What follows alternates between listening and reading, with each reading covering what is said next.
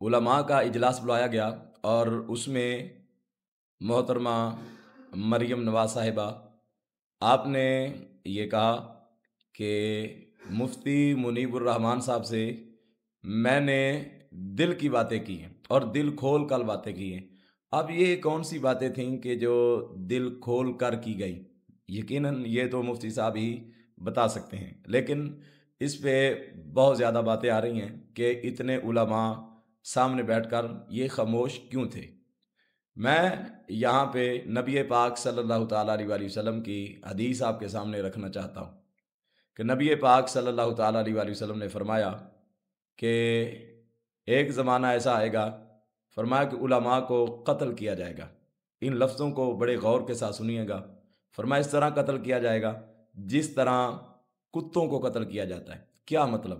اس کا مطلب یہ ہے کہ جس طرح کوئی اہمیت نہیں ہوتی کہ بندہ بہت بے دردی سے یا اسے کوئی پرواہ نہیں ہوتی کہ ویسے ہی جاتے ہوئے کتے کو وہ مار دیتا ہے، تو کہا کہ اسی طرح علماء کے ساتھ زیادتی کی جائے گی۔ تو نبی پاک صلی اللہ علیہ وسلم نے فرمایا اس وقت علماء کو چاہیے، علماء کو یہ مشورہ دیا گیا، وہ اپنے آپ کو احمق، ٹھیک ہے، احمق ویسے بیوقوف کو کہتے ہیں، مطلب یہ ہے کہ وہ اپنے آپ کو اپنا عالم ہونا وہ زیادہ تر بیان نہ کریں۔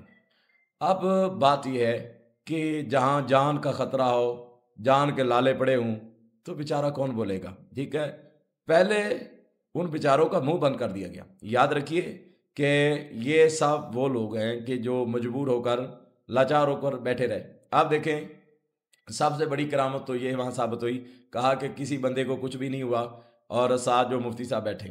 آپ دیکھیں کہ مفتی صاحب نے پہلے ہی جب بیان دے دیا تھا کہ یہ جو ظلم ہے، تشدد ہو رہا ہے، اس کو روکا جائے، بند کر دیا جائے، تو وہ سارا کچھ مفتی صاحب بھی دیکھ رہے تھے اور پوری دنیا ہی دیکھ رہی تھی۔ لیکن جہاں تک بات ہے کہ علماء یہ کیوں خاموش بیٹھے رہے، تو لہذا ان سب کو اپنی جان کی ضرورت ہے، تو اس وجہ سے وہ بیٹھے رہے۔ یاد رکھیے کہ اگر ریاست کے ساتھ لڑنے کی بات آ جائے تو ریاست کے ساتھ کوئی نہیں لڑ سکتا، ریاست پورے ملک کا مقابلہ کرنے کے لیے تیار ہوتی ہے۔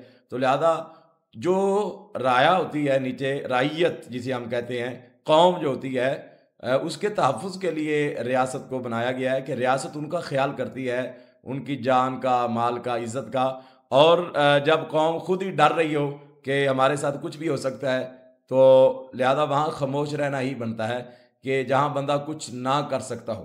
یاد رکھیے تو اس وقت علماء کیا بیان کرتے، جو دل کی باتیں ہوئیں وہ وہی تھیں کہ جس نے سب کو چپ کروا دیا، لیکن جو حقیقت حال ہے وہ اللہ ہی بہتر جانتا ہے۔ ہم اللہ سے عافیت کا اور سلامتی کا اپنے لیے، اپنی قوم کے لیے اور پورے پاکستان کے لیے عافیت کا سوال کرتے ہیں کہ اللہ تعالی ہمارے لیے آسانیاں پیدا فرمائے۔